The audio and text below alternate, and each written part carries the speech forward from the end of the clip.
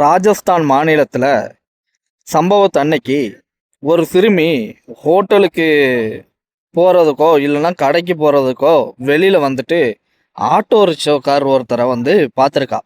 பார்த்த உடனே அவர் சின்ன பிள்ளையா இருக்க, சரி அம்மா உங்கள் வீடு வரைக்கும் தான் நான் போகிறேன் அப்படிங்கிற மாதிரி ஏதோ ஒரு ஆசை வார்த்தை காட்டி முட்டாய் கிட்டாய் வாங்கி கொடுத்து அந்த சிறுமியை மயக்கி என்ன பண்ணிட்டாருன்னா வண்டியில் ஏற்றிட்டார்.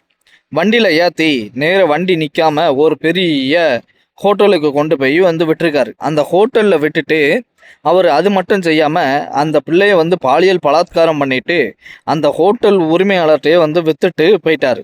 அதுக்கப்புறம் நடந்த சம்பவம் தான் இந்த ராஜஸ்தான் மாநிலத்தை மட்டும் இல்லாமல் ஒவ்வொரு இந்தியன் மனசுலையும் மிகப்பெரிய ஒரு கஷ்டத்தை உருவாக்கின ஒரு செய்தின்னா அது இந்த ராஜஸ்தான் சம்பவம். 30 பேர் 5 நாளைக்கு மேலே அந்த இளம் பெண்ணை வந்து பாலியல் பலாத்காரம் செஞ்சுருக்காங்க. அந்த பாலியல் பலாத்காரம் செஞ்ச இடத்துல உள்ள வீடியோவையும் யாரோ ஒருத்தர் ரிலீஸ் பண்ண அந்த வீடியோவும் சமூக வலைதளத்தில் வந்து வைரல் ஆகி போயிடுச்சு.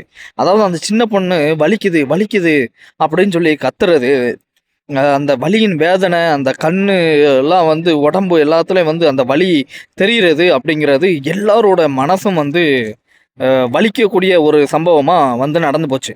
ஸோ இதுக்கு வந்து மக்கள் என்ன பண்ணிட்டாங்க அப்படின்னா, அந்த சம்பவம் நடந்த இடத்துக்கு வந்துட்டு சிறுமியை மீட்டு என்ன பண்ணிட்டாங்கன்னா ஹாஸ்பிட்டலில் வந்து சேர்த்துட்டு இந்த சம்பவத்தில் ஈடுபட்ட 30 வரையும் பிடிச்சு கயிறால் கெட்டி தெரு தெருவாக அடித்து நேர கொண்டு வராங்க. போலீஸ்காரங்க வந்து சம்பவ இடத்துக்கு விரைந்து வந்து கைது பண்ணிட்டாங்க.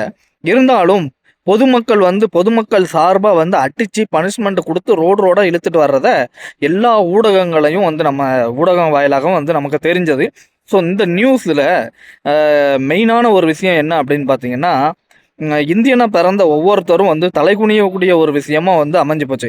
காரணம் என்னென்னா, அரசாங்கத்தால் வந்து இயற்றப்பட்ட சட்டங்களில் பல ஓட்டைகள் இருக்கிறதுனாலையும் குற்றவாளிகள் ஈஸியாக வந்து தண்டிக்க முடியாத அளவுக்கு இருக்கிறதுனாலையும் இந்த குற்றங்கள்லாம் அதிகமாக நடந்துட்டு வருது. மற்ற அரபு கண்ட்ரியில் மாதிரி தண்டனை கடுமையாக்க வேணும் அப்படின்னு சொல்லி ஒரு சாரார் வந்து என்ன பண்ணுறாங்கன்னா சொல்கிறாங்க. பெரும்பாலான மக்கள் வந்து என்ன சொல்கிறாங்க அப்படின்னா, நீங்கள் தண்டனையை கடுமையாக்கினா மட்டும்தான் இந்த மாதிரி குற்றங்கள்லாம் நடக்காது. நீங்கள் கண்டிப்பாக வந்து குற்றம் நடக்காமல் இருக்கணும் அப்படின்னா தண்டனையை வந்து அதிகமாக்கணும் அப்படின்னு சொல்லிட்டு இருக்காங்க. ஸோ இதனால அரசாங்கம் வந்து சட்டத்தை மாற்றி இந்த தண்டனைகளை வந்து கடுமையாக்குமா, இல்லை இதே போல் வந்து நடக்க விட்டு வேடிக்கையை பார்க்குமா அப்படிங்கிறது பெரும்பாலான மக்களுடைய சந்தேகமாகவும் கேள்விக்குறியாகவும் ஆகிப்போச்சு. இந்தியாவில் வர வர வந்து இந்த போக்சோ சட்டம் போட்டதுக்கப்புறம் இந்த மாதிரி குற்றங்கள்லாம் குறையுமா அப்படின்னு சொல்லி எதிர்பார்த்துட்டு இருந்த தருணத்தில் இந்த மாதிரி குற்றங்கள்லாம் அதிகரிச்சிட்டு இருக்கிறது மக்கள் மத்தியில் ஒரு பெரிய அதிருப்தியை வந்து ஏற்படுத்தியிருக்கு. ஸோ இப்போ நிலவர வந்து அரசியல் சூழ்நிலையில் எல்லாரும் வந்து ஸ்ட்ரிக்டாக இருக்கக்கூடிய நேரத்தில் இந்த மாதிரி குற்றவாளிகள் வந்து பயமே இல்லாமல் செய்கிறாங்க அப்படின்னா சட்டத்தில் வந்து மிகப்பெரிய ஒரு மாற்றம் கொண்டு வரணும் அப்படின்னு சொல்லி எல்லா மக்களும் வந்து ஆசைப்பட்றாங்க. ஸோ அதே தான் நம்ம சேனல் சார்பிலையும் வந்து நம்மளும் ஆசைப்பட்றோம். ஸோ இந்த மாதிரி தப்புகளில் வந்து யாருமே செய்யாதீங்க. ஸோ சம்மந்தப்பட்ட அந்த ஆட்டோ டிரைவருக்கு கடுமையான தூக்கு தண்டனை வழங்கணும். அந்த மாதிரி வந்து கடுமையான தண்டனை இருந்தால் மட்டும்தான் அடுத்தடுத்து இந்த குற்றங்கள்லாம் நடக்காது அப்படிங்கிறதையும் வந்து நாம் வந்து வலியுறுத்துகிறோம். ஸோ வந்து கவர்மெண்ட்டுக்கும் நிறைய மக்கள் அதான் கோரிக்கை வைக்காங்க, தண்டனை வந்து கடுமையாக இருக்கணும் அப்படின்றாங்க. ஸோ அரசு வந்து சட்டங்களை வந்து கடுமை ஆக்குமா அப்படிங்கிறத பொறுத்திருந்து பார்க்கலாம்.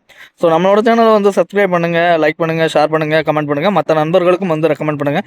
ஸோ கொஞ்சம் வீடியோ போடுறதுக்கு டிலே ஆகிட்டு இனிமேல் அடுத்தடுத்து பாயிண்டாக வந்து டக்கு நியூஸை தட்டி விட்டே இருப்போம்.